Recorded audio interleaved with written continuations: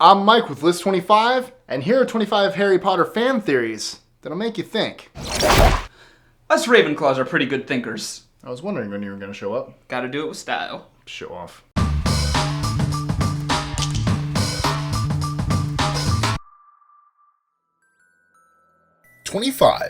Horcrux Spell.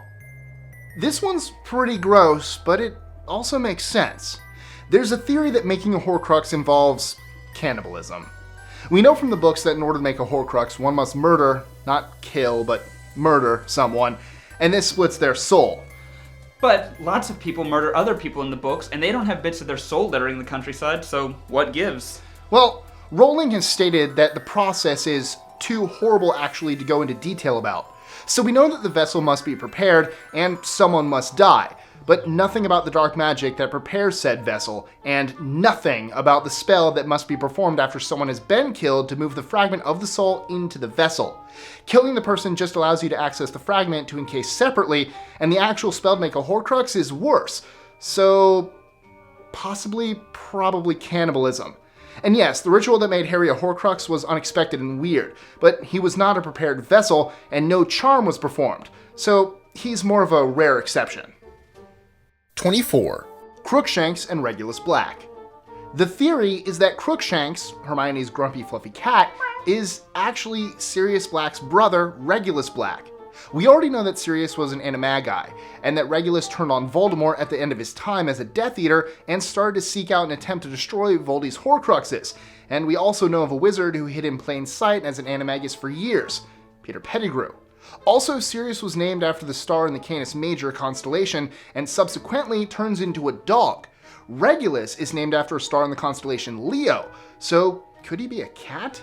And then there's all those weird sightings of Regulus from time to time after his supposed death. 23. Dursleys Attitude. It's possible that the Dursleys are so unpleasant towards Harry and so ill at ease around him because he's a Horcrux. We already know how being in close proximity to a Horcrux makes Ron more than a little horrible. Seriously, some of us haven't forgiven you, Ron. No, I've forgiven you, Ron. You're good on my books. Oh. But the Dursleys lived with Harry in close proximity for years, without any sort of magical protections or buffers in place. While no one is arguing that the Dursleys would have otherwise been lovely people, having Voldemort bits living in your weird nephew's head probably didn't endear them towards him. I don't completely buy this one. I think they were just horrible people. I think it's neat. 22. Ronbledores. A long time ago, in a galaxy not so far away, it's actually this one, around the time Goblet of Fire came out, if not earlier, a theory started circulating around the interwebs that Ron is Dumbledore. That Dumbledore traveled back in time as Ron to help Harry defeat Voldemort. And the reason the space-time continuum didn't collapse is because of the vast age difference in the two Ronbledores. They both love chocolate. They both have large hands. Rowling, at that point, had never stated the color of Ron's eyes, so we didn't know if they were different from Dumbledore's or not. You can Google it if you'd like more explanation, but we can't promise you won't end up more confused. But Ronbledores is really fun to say. That is really fun to say. I don't buy this one either. No. 21. Ginny's love potion. Ginny may have given Harry a love potion. There's pretty hot debate among book fans over whether or not Harry should have ended up with Ginny, as she's basically the most Mary Sue character ever, and Harry has zero interest in her until suddenly one day he looks at her and she's amazing? We know that love potions are used, and that the Weasley brothers sell a whole range of them, and that the Weasleys already considered Harry part of the family, so Ginny, the formerly obsessed fangirl, slipping Harry a love potion isn't that far out of the realm of possibility. Or Book Ginny is just awesome, and Harry finally realizes that. Also, if this theory was true, we might have other Voldemorts. I could get into this whole thing. Just go on to the next one. Okay. 20. J.K. Rowling and Rita Skeeter. If one were to be exiled from the magical community due to embellishing the truth and writing nasty tell-all books, what better way to get back at said magical community than becoming a rich and famous author telling all their secrets under the guise of young adult fiction? If wizards are real, then J.K. Rowling is probably Rita Skeeter. Wizards or are real. Hermione. Right. I could believe Hermione more than Rita Skeeter, although this is the first theory that I actually believe, I'll take it. 19. The Hufflepuff Secret. The Hufflepuffs are the stoners of the wizarding world. I mean, they're the friendliest house, they're accepting of pretty much everyone, they aren't overly worried with athletic or academic achievement, their common room is right next to the kitchen, Yeah, it is. and the head of Hufflepuff is the herbology professor. Hey, we're not judging. Yeah, you are. No, we're not at all. Hey, you guys won against Gryffindor that one time. Yeah, we did. I mean, sure, their secret was attacked by Dementors and fell to the ground and was in the hospital for a while afterwards, but you got it. We'll take it. Of course you will. Yeah. Badge of Pride. 18. Harry and Sirius family link. Harry and Sirius are perhaps blood family. Look, in a small community that values bloodlines, there's going to be some overlap. Some cousins marrying cousins, and eventually everyone is a cousin. Royalty. And if we look at the Black family tree, we find that Doria Black married Charles Potter and had an unnamed son. Harry's paternal grandparents, their names are never stated in the series. I could buy this one. How much? 17. Gilderoy Lockhart's employment. Dumbledore hired Gilderoy Lockhart simply because he thought it would be amusing. Though Rowling later claimed/explained that Dumbledore knew the man to be a fraud and wanted to put him in a place that would expose him for what he was, some of us still choose to believe that Dumbledore knew we'd all need a giggle. The man did have a sense of humor. I see a nice pair of woolen socks. You can never have enough socks. No, you can't. 16. The true nature of Severus Snape. Severus Snape is a vampire, or at least partly vampire. No, I'm out for this one. First of all, Snape doesn't assign the famous essay about werewolves until after Lupin assigns one about vampires, though the latter was just mentioned in passing. Joe is big into foreshadowing and plot points, often made through jokes, and Dean Thomas jokes about them eventually getting a vampire for the defense against the dark arts professor, and eventually Snape becomes the DADA professor. His sallow skin, his bat-like capes, his inability to have normal human relations with normal humans, he's often seen in the Great Hall at mealtimes but never described as, eating things. This is another one that J.K. Rowling has debunked, however. It's another one where she's clearly set things up to where there seems to be more to the story, and then she changed her mind. Didn't like this one? It's stupid. No. 15. Harry's distant relatives. This isn't a theory as much as it is a you may not have made the connections, but Harry and Tom Riddle have distant blood relations through the Peveril family, the three brothers that initially received the Deathly Hallows. 14. Mary Poppins. Is Mary Poppins a Hogwarts graduate? Maybe. Long before Harry and his friends were born, it's possible that Miss Poppins had a fascination with all things Muggle, or no match. Like Arthur Weasley. Yeah, and chooses to live in the Muggle world. Watching Mary Poppins, she doesn't really break any of the Harry Potter world rules as far as how magic works, and she has a bag that holds, well, everything, much like Hermione. Or Newt. And hey, if she's not a wizard, maybe she's a Time Lord. 13. Ministry of Magic. There's the theory that the reason wizards hide themselves from Muggles is because there was already a war between them, and wizards lost. How? The Ministry of Magic seems like it should be a part of a larger government, if this is just one branch of it, and yet it's the entirety of the overbearing wizard government. Why do magic users have such a low, inefficient, Muggle-style government anyway? Add into that the Salem witch trials, and the fact that nearly all Muggles deeply distrust magic. It's possible. See what Grindelwald does. Guns. 12. Voldemort's lack of hair.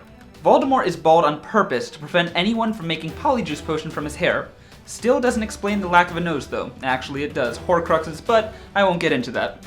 Also, in Cursed Child, they use Polyjuice Potion to turn into Voldemort, but who really wants to consider that as canon? It's nose hairs. He doesn't want them using those either. Gotcha. 11. Malfoy a werewolf? Is Draco Malfoy a werewolf? Maybe. Okay, let's move on. There are a few things that could hint at this. Draco is very sickly in books 6 and 7. The werewolf who bit Remus Lupin is hanging around Malfoy Manor after the rebirth of the Dark Lord. Voldemort tells Malfoy he could babysit the cubs when he finds out Tonks is pregnant, and Draco has something on his arm that turns out not to be a dark mark, but we don't know what it is. Even if JK never explicitly stated that Draco was a werewolf, she clearly set something up to be going on with him for more development of his character, and then just didn't pursue it. And some of us are still quite salty about it. Because that's just how J.K. Rowling works. You know, she always sets these things up to never come into play later on. Salt kills slugs. Neat! 10, Sirius and Remus. Sirius and Remus were lovers. This has been a thing in fan fiction since forever. It even has a name, called the Puppy Ship, and canon doesn't in any way deny it. Remus and Sirius were lovers when they were younger, and then Remus spends most of his adult life believing the love of his life killed their best friends, only to get said love back and lose him again. No one said the series isn't dark. Seriously. Why did Lupin marry Tonks then? I mean, Heartbreak. also J.K. Rowling said Sirius isn't gay, but let's focus on one thing at a time here. Because of her sweet purple hair and because she's a Hufflepuff? Checkmate. 9, Harry and Godric Gryffindor. There's a theory that Harry Potter was a direct heir of Godric Gryffindor. This is why he could use the Sword of Gryffindor, and that the final Harry-Voldemort battle would be the final say of friends turned enemies, like Hogwarts founders Salazar Slytherin and Godric Gryffindor. And after all, Harry and Voldemort started out on pretty good terms. Voldemort killed his mom. Oh, spoilers. 8, Harry and time travel. One theory states that Harry used a time turner to go back and try to save his parents, but failed, and simply ended up witnessing their murder because what happened in the past can't be undone. Unless it's the execution of a rogue hippogriff. Look, the laws of time travel were not quite as rigid as they could be, and basically the second half of the book 3 is a paradox with no explanation or spell to hold the paradox in place, i.e. Harry could cast a Patronus because he'd seen himself do it in the past already. If a time turner could be used to save Buckbeak, why not the Potters? Ultimately, it isn't part of the plot at all, and the messy handling of time travel made us glad it wasn't revisited. For hardcore fans of sci-fi writing, the time travel was cringy at best. Cursed child! 7, The Master of Death. Harry came back from the dead because he was the Master of Death, having possessed all 3 Deathly Hallows. This actually makes perfect sense, and we're not sure if it's a theory, as it's a so obvious Jo didn't think she needed to clarify it further situation. I'm gonna go with that one.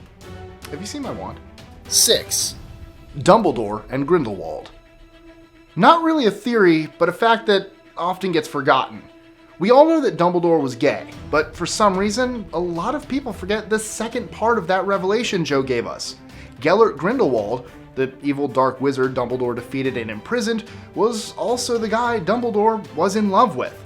Though Jo later clarified that the feelings were never reciprocated, so maybe that made it easier. 5, House requests. Harry, Hermione, and Ron are only in Gryffindor because they asked. We know that the Hat wanted to put Harry in Slytherin, but Harry was brave enough to ask not to be put in Slytherin. Or judgmental enough, either way. Hermione was clearly capable of handling Ravenclaw, brightest witch in her year, and Ron could be a Hufflepuff for many reasons, not the least of which being that he's obsessed with food, and Hufflepuff House common room is next to the kitchens. Damn right. 4, Hagrid's lack of a Patronus. Hagrid can't produce a Patronus charm, not because he's too inept magically, but because he doesn't have enough happy memories to do so. Producing a full true Patronus takes a lot of magical power, yet Harry was successfully able to teach Dumbledore's army to do so during a few secret meetings in Book 5. J.K. Rowling has confirmed that Hagrid, who was expelled because Tom Riddle is a jerk, didn't complete enough magical training to produce one. But what if he couldn't produce a Patronus because they require a powerful happy memory, and Hagrid doesn't really have any? His mom left, his dad died, he was expelled from Hogwarts, and while he stays on as gamekeeper, he's the source of many jokes. Harry, also an orphan, had similar issues when learning to cast the charm. It's only because he's inept at magic. That is the only reason. He's got plenty of happy memories. 3, Voldemort, Harry, Snape, and the 3 Deathly Hallows. Voldemort, Harry, and Snape represent the 3 brothers that coordinate with the 3 Deathly Hallows. 1, Voldemort, died for power. 1, Snape, died for love. And 1, Harry, greeted death like an old friend when he willingly died to protect the ones he loved. You okay? Does that mean Dumbledore's death? I need cookies. 2. Harry's mortality. Harry is an immortal now. This kind of goes into the finer points of prophecy interpretation, but the gist of it is that the prophecy of the Chosen One in Voldemort clearly states that either must die at the hand of the other. So if Harry killed Voldemort and either must die at the hand of the other, who's going to allow Harry to die? Sure, it could mean that one of them had to die at the hand of the other, but it also kind of says that there's no other way either of them can die. It was pretty heavily explained that Harry had to be the one to end Voldemort. So by the same rules, there's no one to end Harry. The flip side of this, though, is the argument that Harry already died at the hand of Voldemort and came back. So he can just die of old age in 200 years or so. 1. Harry and Hermione. Harry and Hermione should have ended up together. If it seems awkward that Hermione married Ron and Harry conveniently fell for Ron's sister, Ginny's awesome! you aren't the only one. Reading the books, Harry and Hermione seemed a much better and more realistic fit.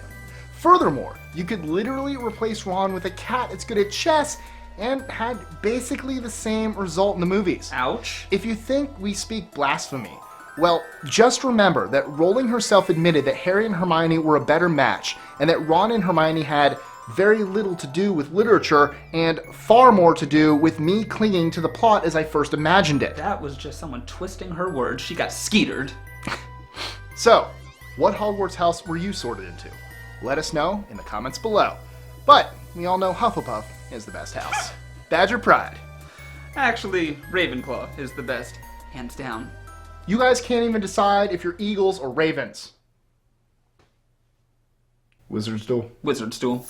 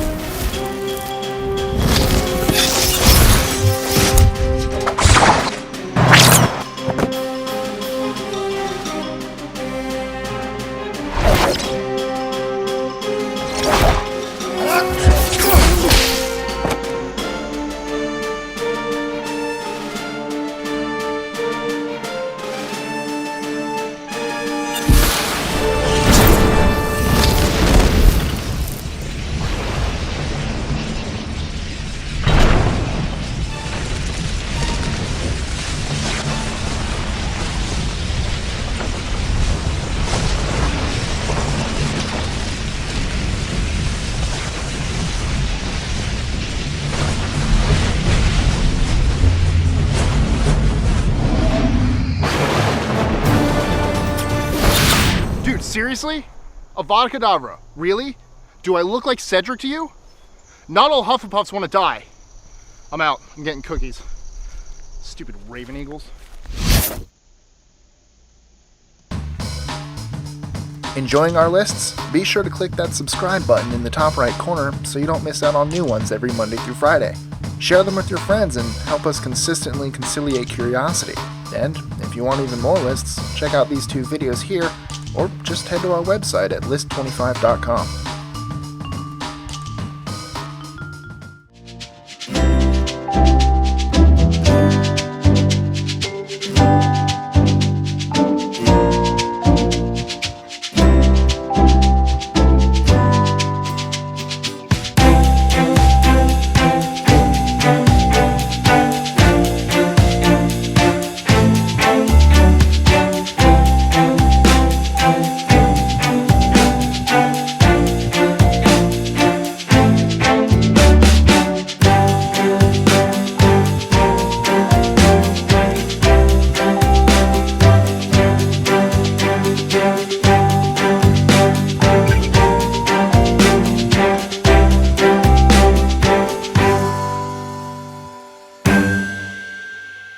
Right?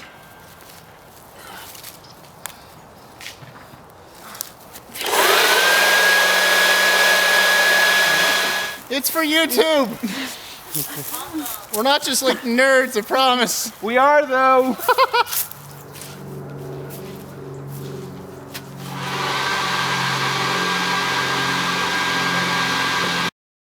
Dude, these are pretty friggin' sweet.